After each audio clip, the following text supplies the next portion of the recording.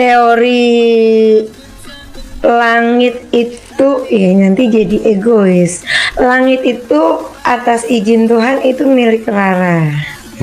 Di langit itu terisi teman-teman Rara, para pekerja, pembalap, pokoknya pemerintah. Nah, langit itu ada AC besar. AC besarnya itu remote-nya di Rara. Aduh, kenapa orang bisa tolak penjelasan saya? Lalu mereka bela ini pemilik langit yang ngaku-ngaku pemilik langit. Ini jelas dongeng.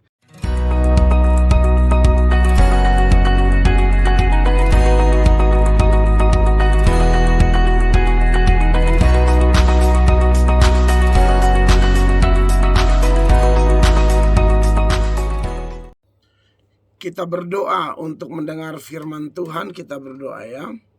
Segala pujian, segala hormat, segala kemuliaan bagi Allah yang hidup, Allah yang ajaib, Allah yang luar biasa, Allah pencipta langit dan bumi.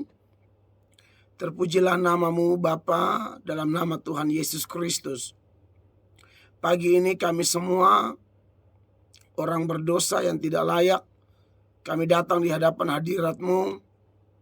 Kami mohon Tuhan ampuni kami, sucikan kami, dan penuhilah kami, pimpinlah kami dengan roh-Mu, sehingga seluruh acara ini berjalan dengan baik. Nama Tuhan dipuji, dipermuliakan. Biar kehendak Tuhan yang jadi, tidak ada kehendak manusia atau keinginan manusia yang dinyatakan pagi ini, tapi hanya kehendak Tuhan saja. Segala puji bagimu, ampuni dosa kami demi nama Yesus. Kami berdoa dan bersyukur. Haleluya. Amin. Baik, puji Tuhan. Saudara yang diberkati oleh Tuhan Yesus. Puji Tuhan, pagi ini kita mendapatkan satu kesempatan dari Tuhan untuk terus belajar firman Tuhan. Dan pagi ini, saudara-saudara yang diberkati oleh Tuhan, saya mengajak kita membuka firman Tuhan bersama-sama dalam Injil Yohanes ya. Injil Yohanes pasalnya yang ke-9 ayatnya yang ke-4.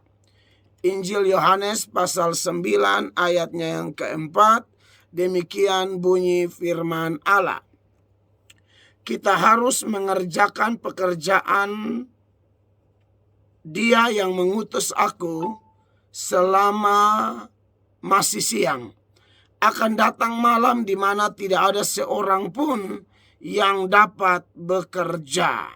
Saudara-saudara yang diberkati oleh Tuhan Yesus, kita masih ada dalam seri khotbah hidup untuk Tuhan, mati untuk Tuhan.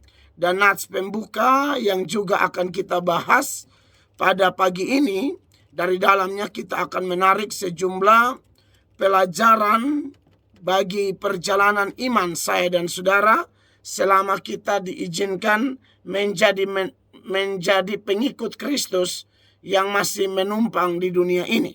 Nah, saudara-saudara yang diberkati oleh Tuhan Yesus Kristus, menarik bahwa saat ini saudara-saudara di bawah tema hidup dan mati untuk Tuhan ini, saya rindu supaya setiap kita memahami kehendak Tuhan.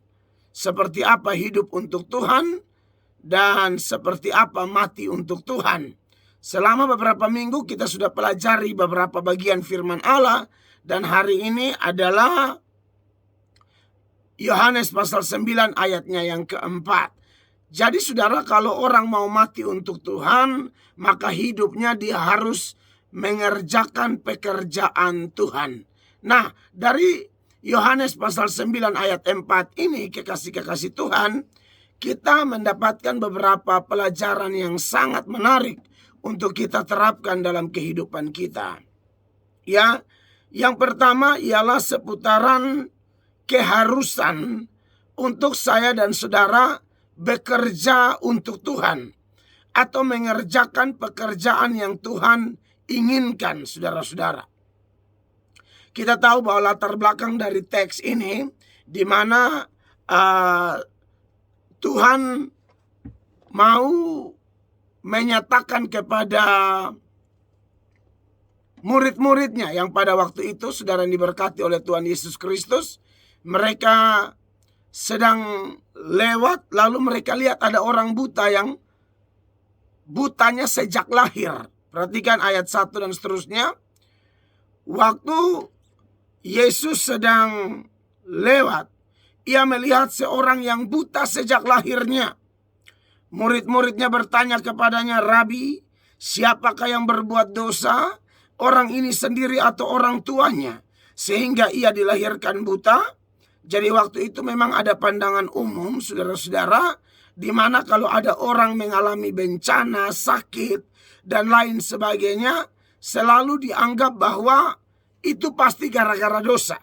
Kalau bukan dosa orang itu, mungkin sekali dosa dari orang tuanya. Makanya murid-murid bertanya seperti itu. Tetapi menarik saudara-saudara bahwa Tuhan Yesus mempunyai pandangan yang tidak sama dengan pandangan umum. Ya, Tuhan Yesus mempunyai satu pendapat yang berbeda dengan pendapat turun-temurun pada waktu itu. Dan kelihatannya memang pandangan seperti ini, saudara-saudara, masih ada sampai hari ini ya. Di kalangan gereja tertentu atau kelompok doa tertentu selalu menuduh kalau ada orang punya sakit, penyakit, bencana, dan lain sebagainya, mereka selalu tuduh, "Oh, ini pasti gara-gara dosa. Ini harus diperiksa, dicek dulu," dan lain sebagainya. Selalu tuduh, dan tuduh. Tetapi Yesus berkata dalam Yohanes 9 ayat 3, jawab Yesus, "Bukan dia dan bukan juga orang tuanya." Oh, ternyata orang ini buta sejak lahir tidak serta-merta gara-gara dosa. Entah dosa orang tua atau dosa dia, bukan. Tetapi karena pekerjaan Allah harus dinyatakan di dalam dia. Jadi Tuhan punya rencana, Tuhan punya pekerjaan yang besar yang harus dinyatakan melalui penderitaan atau sakit penyakit dari orang ini. Jadi ini sekaligus mengingatkan kita, hal yang memuliakan Allah itu bukan hanya hal-hal indah, saudara-saudara. Kadang-kadang berupa sakit penyakit, berupa tantangan, bencana. Tapi di balik itu ada satu skenario indah dari Sang Sutradara Agung bagi setiap orang yang mengalaminya. Apatah lagi dia adalah orang pilihan Allah yang melalui dia, Allah sedang memprogramkan sesuatu yang dahsyat dan luar biasa. Contohnya adalah orang buta yang buta sejak lahir ini. Ya. Jadi jangan serta-merta tuduh menuduh. Begitu. Bahkan ada orang yang tuduh menuduh tapi selalu menganggap diri paling benar. Ada cerita seorang pendeta, dia pulang pelayanan dari luar daerah, lalu dia dijemput oleh jemaat yang dia pimpin. Waktu jemaatnya jemput, dia naik ke mobil, sepanjang jalan jemaatnya curhat. "Bapak, ya bagaimana?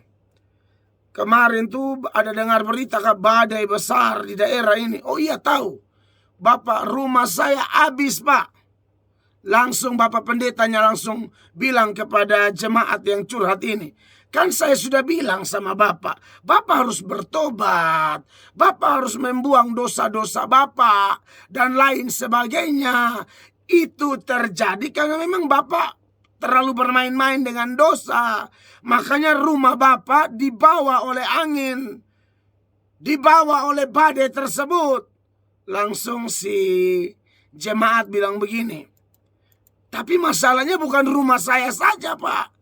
Rumah Bapak juga." Saudara lihat di sini, dia sudah menghakimi. Dia pikir hanya rumah jemaat saja. Langsung dia bilang, "Dosalah, inilah, itulah." Jemaat bilang, "Iya Pak, tapi persoalannya Pak, ini bukan hanya rumah saya, rumah Bapak juga terkena musibah Pak." Langsung bapaknya bilang, "Oh ya.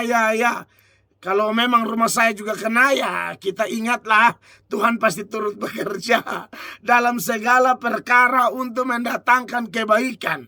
Bayangkan saja, kalau jemaat dia bilang dosa, tapi kalau dia, Tuhan turut bekerja dalam segala sesuatu untuk mendatangkan kebaikan. Seturut Roma 8 ayat 28. Nah, tentu ini contoh orang-orang yang menurut saya hanya mau menghakimi orang lain. Tapi kalau dia langsung bilang, oh Tuhan turut bekerja, ya rencana Tuhan selalu indah. Dia tidak bilang, oh itu juga gara-gara dosa. Kalau memang standarnya dosa, harusnya kalau rumah jemaat itu atapnya dibawa oleh angin gara-gara dosa, Pak Pendeta juga harus bilang, oh saya juga gara-gara dosa. Tapi tidak, kalau Pak Pendeta selalu yang benar terus. Nah, saya pikir ini juga perlu menjadi perhatian bagi kita semua, baik pendeta maupun jemaat. Kalau ada dosa, ya bilang dosa, mengaku aja, tidak ada masalah. Ya, pendeta juga bukan malaikat, pendeta juga bisa salah, pendeta juga bisa ya punya sikap hati yang bengkok di hadapan Tuhan. Jadi ya harus akui saja, jangan pakai firman hanya untuk satu arah. Firman itu dua arah. Makanya kalau saya berkhotbah, saya pernah bilang di radio ini atau di gereja, saya selalu ingatkan, saya bilang begini, saya doa misalnya saya menegur dosa dan lain sebagainya, mengingatkan dosa, itu dua arah. Saya mengingatkan jemaat sekaligus mengingatkan saya. Kalau saya bernada marah, saya sedang marah kepada jemaat, juga saya sedang memarahi diri saya sendiri. Kalau khotbah itu bersifat mendisiplinkan jemaat, saya juga sedang mendisiplinkan diri saya dari hal-hal yang tidak sesuai dengan firman Allah. Nah, saudara-saudara yang diberkati oleh Tuhan Yesus Kristus. Nah, dari situlah kemudian Tuhan mengatakan, kita harus mengerjakan pekerjaan Dia yang mengutus aku selama masih siang. Saudara-saudara yang diberkati oleh Tuhan Yesus Kristus, kita harus mengerjakan pekerjaan Tuhan. Jadi melayani Tuhan, bekerja untuk Tuhan, itu adalah keharusan. Saudara kalau baca ayat-ayat seperti Hakim-Hakim pasal 5 ya, ayat 23, itu ada satu kota namanya kota Meros. Kota itu dikutuk habis-habisan gara-gara apa kekasih Allah? Gara-gara mereka tidak bantu Tuhan. Hakim-Hakim 5 ayat 23, kutukilah kota Meros, firman malaikat Tuhan, kutukilah habis-habisan penduduknya. Kenapa? Karena mereka tidak datang membantu Tuhan. Membantu Tuhan sebagai pahlawan. Jadi ternyata saudara-saudara, pekerjaan Tuhan itu adalah sesuatu yang bersifat wajib, hukumnya harus. Jadi tidak ada kita yang adalah orang Kristen yang bilang, oh melayani Tuhan itu hanya tugas pendeta, melayani Tuhan itu hanya tugas majelis. Salah. Melayani Tuhan itu semua kita. Yang dikutuk dalam Hakim-Hakim 5 ayat 23 ini bukan imam-imamnya, rohaniwannya, tidak. Satu kota seluruh penduduknya kena kutuk. Kenapa? Mereka tidak bantu Tuhan. Di dalam ada opa-opa, ada oma-oma, ada perempuan, ada laki-laki, ada orang dewasa, ada pemuda, remaja, anak kecil. Semua tidak mau melayani Tuhan. Alkitab berkata, Tuhan bilang kutuk satu kota. Semua penduduk dikutuk. Jadi saudara-saudara, orang Kristen ingat, pekerjaan Tuhan itu wajib hukumnya. Bukan hanya untuk rohaniwan, tapi untuk semua orang. Jadi tidak boleh tidak ya. Kita harus melayani Tuhan. Bagaimana caranya? Saya sering bilang, kalau sekarang era medsos seperti ini, ya mungkin pendeta-pendeta berkhotbah, jemaat tugasnya menyebarkan khotbah itu di media sosial saudara. Itu juga adalah bentuk pelayanan. Itu cara orang bantu pekerjaan Tuhan. Saya pikir hampir semua orang hari-hari ini punya media sosial. Hanya sedikit orang yang tidak memiliki Facebook misalnya. atau YouTube. Sedikit saja. Kebanyakan punya. Saya sudah masuk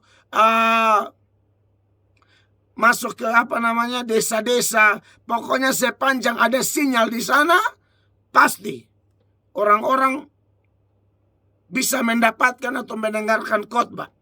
Saya keliling dari desa-desa, kampung-kampung di provinsi saya atau provinsi lain, bahkan negara lain. Orang tahu kami adalah pemberitaan Injil gara-gara media sosial, ya.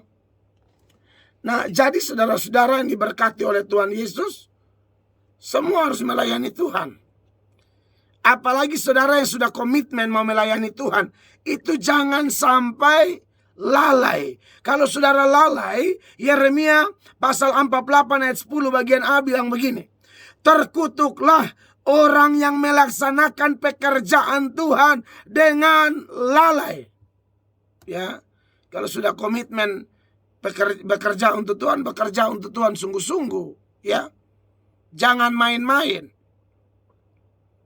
Kalau kami hamba-hamba Tuhan yang sudah komitmen sepenuh hidup kami untuk melayani, ya sudah, melayani. Jangan bikin lain-lain yang membuat Anda gagal fokus dari komitmen Anda. Bisa tidak pendeta buka toko? Bisa tidak pendeta punya usaha lain? Saya pikir bisa saja sepanjang usaha itu atau bisnis itu menunjang pelayanannya, silakan. Ya. Atau mungkin konteks di desa-desa ada pendeta yang berbisnis atau membuka usaha karena memang dia di gereja kecil yang pemasukan keuangan di gereja itu kecil, lalu dia harus menunjang dengan usahanya, boleh saja. Karena ujung-ujungnya juga untuk pelayanan. Tapi kalau pendeta buka pelayanan, misalnya buka usaha. Buka toko dan gara-gara buka toko, pelayanan macet. Bahkan ada pendeta yang buka toko atau warungnya di hari ibadah lagi. Wah, itu tidak dibenarkan itu. Masa buka toko di hari ibadah, hari Sabat, atau ada ibadah tertentu di gereja, tetap warungnya buka, tutup dulu 2 jam, santai-santai ibadah dulu, doa puasa kah apakah. Jangan buka kios terus, buka warung terus, nanti itu warung tidak laku-laku, nanti saya kasih tahu. Ya. Nah, jadi saudara-saudara yang diberkati oleh Tuhan Yesus, intinya kita lakukan apapun untuk kemuliaan nama Tuhan. Ya. Makanya dalam Galatia itu ya, Kolose pasalnya yang ketiga, ayatnya yang ke-23, ayat itu mengingatkan kita lakukan apapun semuanya harus untuk Tuhan. Dikatakan apapun juga yang kamu perbuatlah dengan segenap hatimu seperti untuk Tuhan dan bukan untuk manusia. Sesuai tema besar kita. Hidup untuk Tuhan, mati untuk Tuhan. Jadi saudara PNS, jadilah PNS yang memuliakan Allah. Jadi PNS atau ASN yang menjadi saksi Kristus di kantor Anda. Anda pengusaha, jadilah pengusaha dalam Tuhan. Yang menyaksikan Kristus melalui usahamu. Melalui usahamu Tuhan dimuliakan. Banyak orang mengenal Tuhan Yesus melalui usahamu, kekayaanmu. Begitu pula Anda yang dokter, polisi, travel, salon, radio, atau apa saja. Lakukan segala sesuatu seperti untuk Tuhan.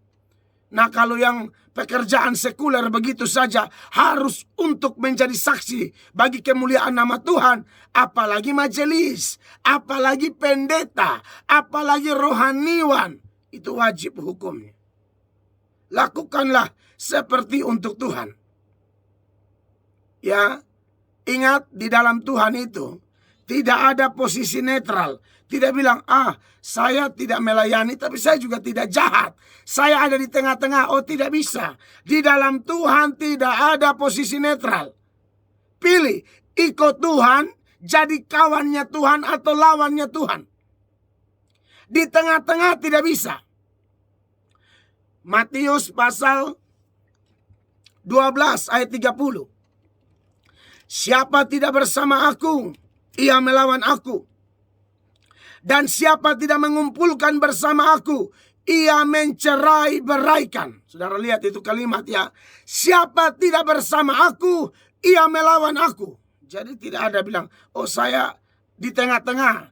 Bagi Tuhan di tengah-tengah atau posisi netral itu sama dengan daerah lawan. Ya, makanya saudara-saudara, ayo siapapun kita, mari kita rame-rame bergandeng tangan melakukan pekerjaan Tuhan.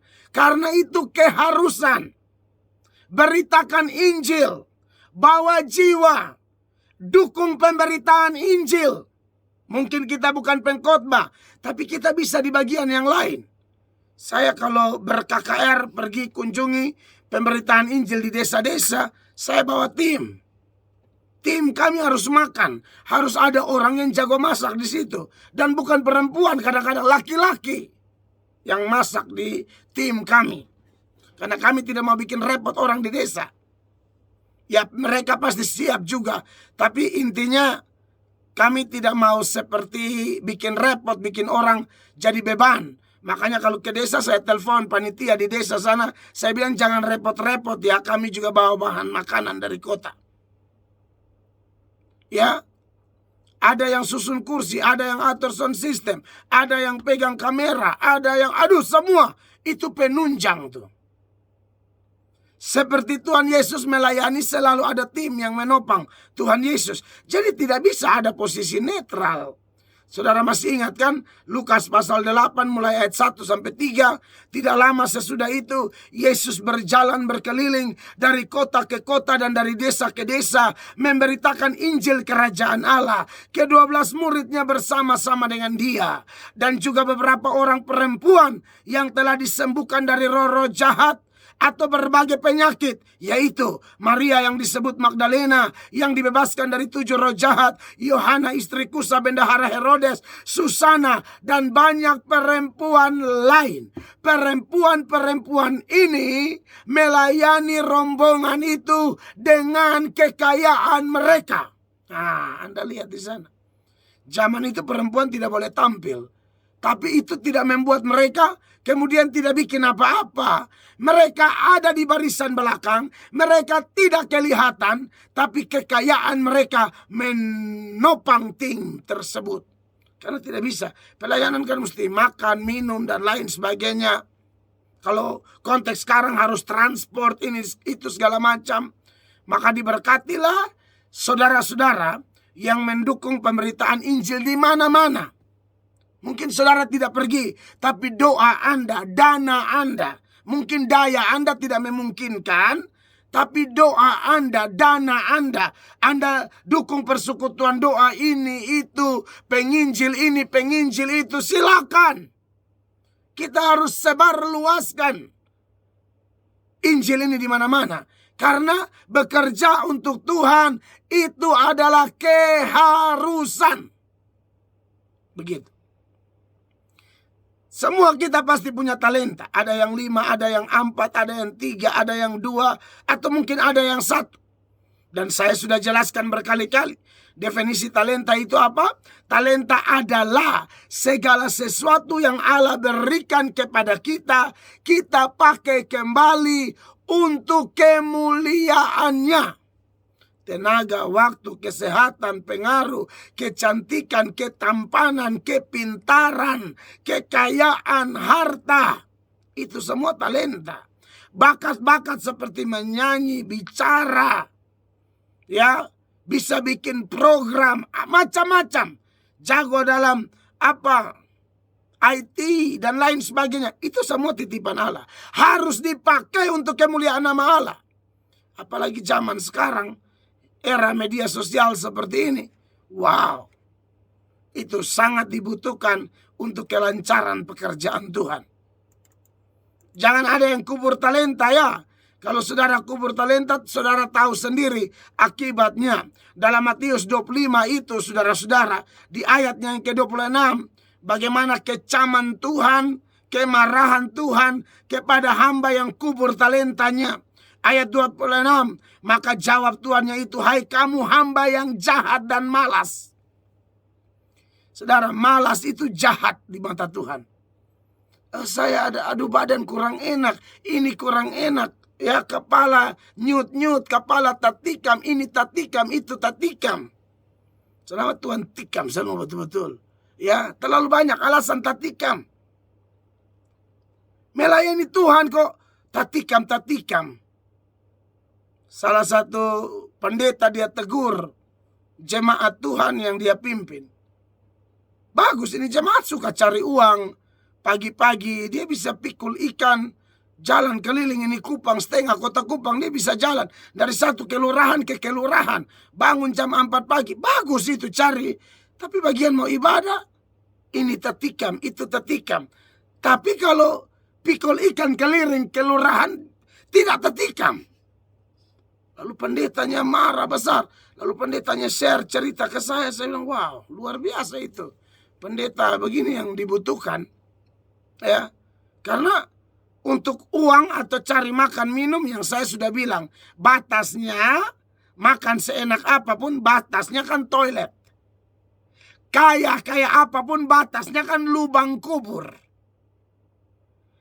Tapi melayani Tuhan itu upahnya kekal. Itu sorga. Di sorga lagi dapat upah. Itu melayani Tuhan tuh. Jadi jangan yang urusan uang, materi kita, wah mau kesehatan kita mau jadi korban, tidak ada masalah. Yang penting duit masuk, tambah kaya. Tapi melayani Tuhan tidak mau. Nah, oleh karena itu sebagai hambanya Tuhan Yesus, saya kasih ingat ini supaya kita maju di dalam Tuhan, ya. Dan kemudian di ayatnya ke-30 dari Matius 25, selain jahat dan malas, ayat 30 bilang begini, dan campakkanlah hamba yang tidak berguna itu ke dalam kegelapan yang paling gelap, di sanalah akan terdapat ratap dan kertak gigi. Jahat, malas, tidak berguna. Saudara, jahat, malas, tidak berguna. Saudara, jangan sampai Tuhan bilang ini kepada Bapak Ibu yang orang Kristen, ya, jangan. Kita harus beri dampak bagi sekeliling kita. Jangan menjadi orang yang jahat, malas, tidak berguna. Orang begitu cocoknya di neraka. Ya. Oleh karena itu kekasih Tuhan, hidup untuk Tuhan menurut Yohanes pasal 9 ayat 4 ialah bekerja untuk Tuhan. Lalu ayat itu dilanjutkan, selagi masih siang, karena akan datang malam di mana seorang pun tidak dapat bekerja, ya. Selama masih siang, akan datang malam di mana tidak ada seorang pun dapat bekerja. Saudara, ayo kerja selagi masih siang. Nanti kalau malam tidak bisa kerja. Nah, saya mau bicara tentang malam dulu. Siang ini dan malam ini maksudnya apa? Ini satu kiasan yang menarik. Tunggu saya minum air sedikit dulu, ya. Hela napas.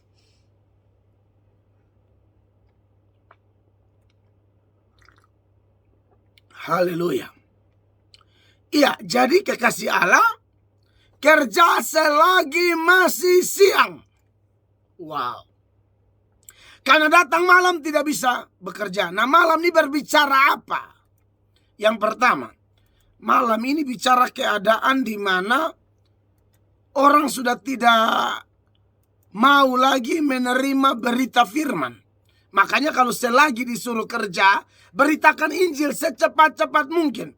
Karena zaman di mana kita hidup ini, orang lebih suka dengar dongeng daripada firman. Itu bicara malam. Secara rohani itu sebenarnya malam. Sudah mau gelap. Karena apa?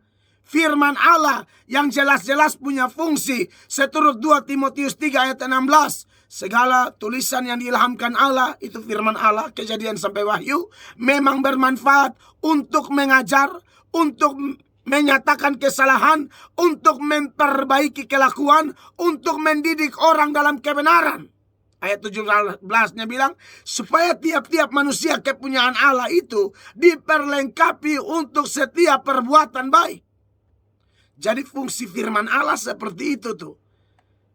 Tapi orang akan tolak itu kekasih-kekasih Tuhan. Ya, orang lebih memilih mendengarkan dongeng-dongeng. Mereka akan kumpulkan guru-guru menurut kehendak mereka sendiri. Makanya dalam 2 Timotius 4, mulai ayatnya yang kedua, Paulus bilang sama Timotius begini, saudara-saudara. Beritakanlah firman, siap sedialah baik atau tidak baik waktunya. Nyatakanlah apa yang salah, tegurlah dan nasihatilah dengan segala kesabaran dan pengajaran. Kenapa? 3. Karena akan datang waktunya, dengar Bapak Ibu, karena akan datang waktunya orang tidak dapat lagi menerima ajaran sehat. Kenapa? Ya. Dikatakan tetapi mereka akan mengumpulkan guru-guru menurut kehendaknya untuk memuaskan keinginan telinganya. Ayat 4. Mereka akan memalingkan telinganya dari kebenaran dan membukanya bagi dongeng. Itu malam tuh. Aduh, saya pribadi sudah ketemu pengalaman seperti ini. Kemarin ada orang-orang Kristen yang minta saya menanggapi, aduh bagaimana ini Pak, pawang hujan di Mandalika. Karena mereka tahu saya pernah khotbahkan, ajarkan, tidak ada manusia bisa atur hujan kecuali Tuhan. Iya kan? Di sirkuit Mandalika baru-baru kan, si Rara itu kan, wah itu pawang hujan sampai gayanya putar-putar mangkok, itu viral hampir satu dunia. Dan orang yang buat di luar negeri di mana-mana lebih kepada mengejek putar-putar mangkok itu, iya kan? Nah di situ kan saya menanggapi karena ada orang Kristen yang bilang, Pak, tolong Pak, ini mereka punya beban. Ini bisa membahayakan orang-orang awam yang tidak tahu gereja, tidak tahu firman, tidak tahu kebenaran, akan lebih percaya manusia daripada percaya Allah. Ya. Makanya mereka bilang tolong dulu kasih tanggapan supaya jangan sampai orang tersesat seperti itu kan. Maka saya kutiplah Yeremia 14 ayat 22 ini sebagai contoh saja ya, kasus yang baru-baru ini kan. Dikatakan adakah yang dapat menurunkan hujan di antara dewa kesia-siaan bangsa-bangsa itu? Jadi bangsa-bangsa lain tuh punya berhala-berhala ya, atau yang biasa bahasa orang perhalus, kearifan lokal di bangsa-bangsa itu ada tuh. Mereka punya cara sendiri untuk panggil hujan. Jadi kearifan lokal mereka ada di situ. Ya, tapi Tuhan melalui Yeremia mengatakan, adakah yang dapat menurunkan hujan di antara dewa kesia-siaan bangsa-bangsa itu? Atau dapatkah langit sendiri memberi hujan lebat? Tidak bisa.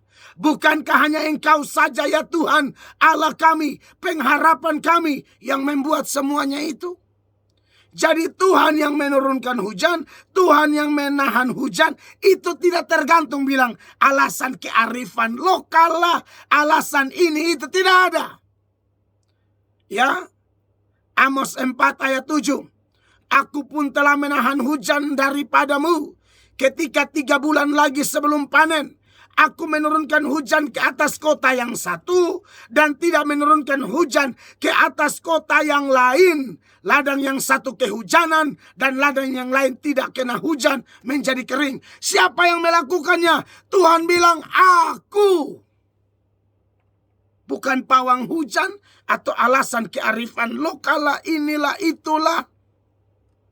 Saudara-saudara, saya lihat ini lucu begitu. Jadi kelihatannya video yang saya tanggapi itu diposting di grup Facebook begitu kan. Lalu orang-orang kasih kabar sama saya, wah Bapak mereka serang Bapak di situ gara-gara video itu. Gara-gara kenapa? Mereka bilang Bapak tidak mengerti kearifan lokal lah, apalah segala macam lah. Saudara-saudara, makanya ini kalau kita tidak belajar Alkitab baik-baik, nanti kita gampang sekali dibodohi, saudara-saudara. Ya, apalagi kalau orang yang beri komentar itu bukan Kristen sih tidak apa-apa. Tapi kalau Anda orang Kristen yang mengaku Yesus adalah Tuhan Anda, ya, yang mengaku Anda Kristen, Anda harus tahu. Pedoman tertinggi kita itu Alkitab. Tidak bisa yang lain. Mau kearifan lokal kah, adat istiadat kah, sepanjang dia tidak bertentangan dengan firman Allah, silakan. Tapi kalau dia bertentangan dengan firman Allah, dosa. Apalagi yang saudara sebut kearifan lokal atau adat istiadat itu, gara-gara itu semua firman Allah diabaikan. Nah, itu masalah. Ya, perhatikan Markus 7 ayat 6 sampai ayatnya yang ke-9. Tuhan Yesus bilang begini, jawabnya kepada mereka, benarlah nubuat Yesaya tentang kamu, hai orang-orang munafik. Sebab ada tertulis, bangsa ini memuliakan aku dengan bibirnya, padahal hatinya jauh daripadaku. Dikatakan apa ayat 7? Percuma mereka beribadah kepadaku, sedangkan ajaran yang mereka ajarkan ialah perintah manusia. Perintah Allah kamu abaikan untuk berpegang pada adat istiadat manusia. Yesus berkata pula kepada mereka, sungguh pandai kamu mengesampingkan perintah Allah supaya kamu dapat memelihara adat istiadatmu sendiri. Karena Musa telah berkata dan seterusnya. Nah, jadi kekasih-kekasih Allah, hukum tertinggi kita, pedoman tertinggi kita untuk melihat satu hal itu benar berkenan di hati Tuhan atau tidak, bukan tergantung adat kita, bukan tergantung opini Anda yang mengatakan itu kearifan lokal. Tergantung Alkitab. Nah, ini harus belajar nih. Bayangkan, mereka saya tanggapi dengan firman supaya saya jelaskan, jangan bikin kecewa Tuhan loh. Hujan itu, kalau bicara hujan, hujan turun atau tidak, berhenti atau tidak, itu tergantung Allah. Jadi saya jelaskan karena fenomena pawang hujan di sirkuit Mandalika itu dalam MotoGP. Nah, terakhir lagi saudara sudah nonton waktu dia podcast sama Deddy Kobuser. Nanti video ini saya posting di YouTube. Mungkin saya usahakan pasang video itu di bagian depannya. Rara bilang apa? Langit itu dia punya. Ya, saya mungkin masih simpan video. Dia bilang langit itu dia punya. Jadi Tuhan kasih dia yang atur langit. Bukankah ini dongeng? Jadi dia bilang di langit itu ada AC besar, ya. Saudara sudah baca kan? Remote-nya dia yang pegang. Anda bisa bayangkan itu. Di langit ada AC, remote dia yang pegang. Saudara percaya ini? Waduh, ini dongeng ini. Ya ini, saya... Langit itu, ya nanti jadi egois. Langit itu atas izin Tuhan itu milik Rara. Di langit itu terisi teman-teman Rara, para pekerja, pembalap, pokoknya pemerintah. Langit itu ada AC besar. AC besarnya itu remote-nya di Rara. Itu, saudara bayangkan. Lalu saudara bisa tolak pengajaran saya hanya bela ini AC besar ini. Aduh, saya bingung saudara. Saya bukan pendeta bodoh. Saya tanggapi apa-apa ini benar. Kebenaran Tuhan kalian tolak. Aduh, Pamel Atok nih pemecah belah. Nah ini, pasal lihat ini. Kalian percaya dia pemilik langit? Hah? Kalian percaya dia yang atur langit? Kalau memang dia yang atur hujan, kenapa Jakarta kebanjiran? Dia di mana? Tanah longsor di mana-mana gara-gara hujan. Dia ada di mana kalau memang dia yang atur langit? Heran sekali. Saudara yang tidak tahu baca Alkitab, gereja Senin Kamis, kalau ada postingan apa-apa dari hamba Tuhan, hati-hati dalam mengomentarinya. Karena kami bukan asal bunyi. Memang kami punya metode khusus. Karena Yesus berkata, tulus seperti merpati, cerdik seperti ular. Maka kami melihat setiap momen, setiap kesempatan menjadi ajang di mana kami menyebarluaskan berita Injil. Masa saudara bisa dukung ini? Pemegang AC besar, remote di langit, dan dia bilang, di langit itu ada sahabat-sahabatnya dia. Siapa-siapa? Pembalap, bayangkan. Pemerintah, pengerja, ada di langit kawan-kawannya semua. Saya waktu nonton ini semua orang lagi heboh di media sosial. Waduh, ini kacau besar ini.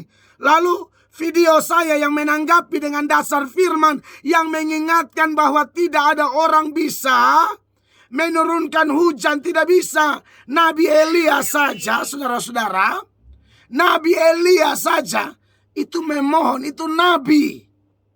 Juru bicara Allah, orang pilihan Allah yang akhir hidupnya apa? Diangkat hidup-hidup oleh Tuhan ke sorga. Itu aja minta hujan, dia berdoa sungguh-sungguh. Bagaimana tiba-tiba Rara yang pegang remote itu AC besar di langit? Waduh, saudaraku. Makanya saya bilang ini dongeng besar ini. Orang Nabi Elia saja berdoa, habis-habisan baru hujan turun. Saudara, aduh kacau belau ini.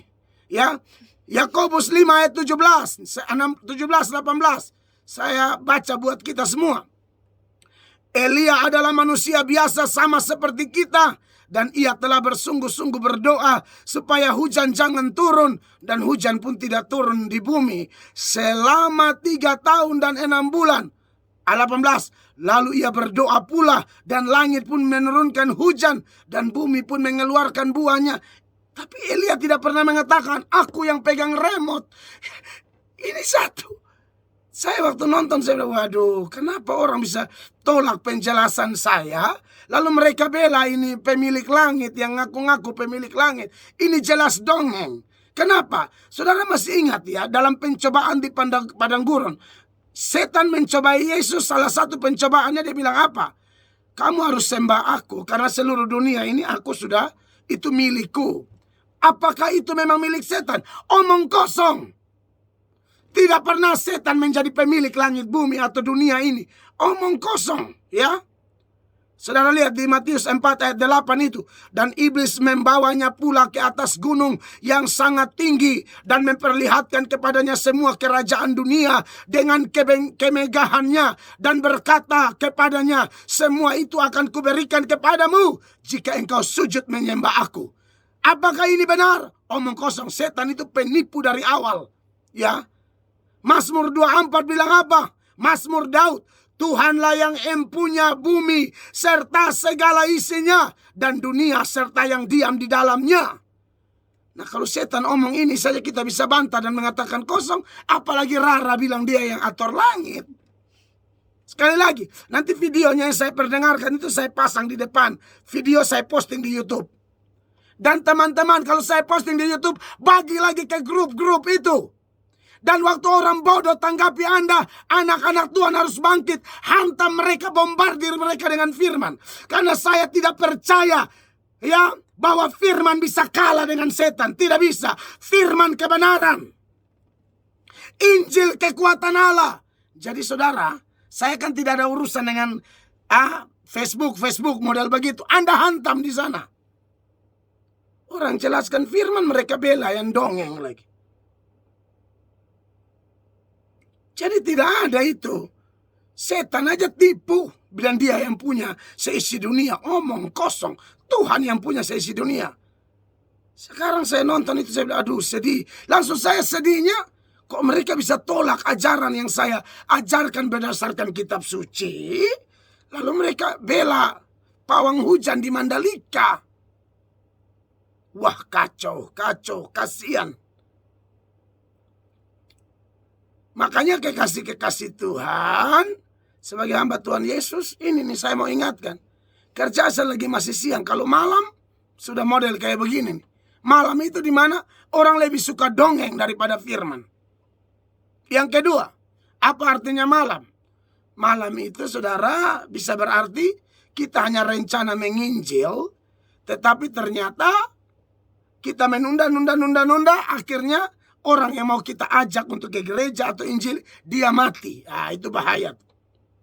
Yeskiel 33 ayat 7-9, Tuhan kasih ingat Yeskiel, kalau dengar firman kasih tahu ke orang. Kalau saya sudah kasih tahu tapi kau tidak ngomong, saya sudah suruh tapi kau tidak ngomong, orang itu mati, nyawanya saya tuntut dari kamu, kata Tuhan. Kalau Anda sudah ngomong, mereka tidak dengar, ya sudah. Mereka mati dalam dosa, tapi kamu aman. Makanya saya kasih tahu saudara sekalian ini, ya, yang hina-hina pengajaran yang saya lakukan. Saudara hati-hati, ya. Saudara hati-hati. Kok Anda bisa bela dongeng daripada bela firman? Maka dari itu sebagai hamba Tuhan Yesus Kristus, saya mau supaya saudara mendengarkan firman Tuhan dengan benar, ya, dengan sungguh-sungguh, supaya jangan dibodohi oleh setan, begitu. Dan ingat saudara-saudara, saya percaya kok waktu Elia merasa diri sendiri, Tuhan merasa diri, saya sendiri, saya Tuhan bilang tidak, saya ada siapkan 7.000 orang yang tidak menyembah Baal, tidak mencium Baal. Jadi saya percaya bahwa semua hamba-hamba Tuhan termasuk saya, Tuhan pasti mengirim orang-orangnya Tuhan untuk mendukung pelayanan kami. Itu sudah pasti, ya. Makanya sebagaimana Elia stres, lalu Tuhan bilang di dalam Roma, ya, Roma pasalnya yang ke 11, ayatnya yang keempat. Tetapi bagaimanakah firman Allah kepadanya, maksudnya kepada Elia, aku masih meninggalkan 7.000 orang bagiku yang tidak pernah sujud menyembah Baal. Di dalam 1 Raja-Raja 19 ayat 18, tetapi aku akan meninggalkan 7.000 orang di Israel, yakni semua orang yang tidak sujud menyembah Baal dan yang mulutnya tidak mencium dia. Jadi itu tidak mencium patung Baal itu, karena itu bentuk penyembahan berhala dan lain sebagainya. Jadi saya sudah sampaikan, ya, Anda bertobat syukur, tidak bertobat ya terserahlah. Jangan percaya yang begitu-begitu, belajar Alkitab. Dan yang terakhir, apa pengertian malam?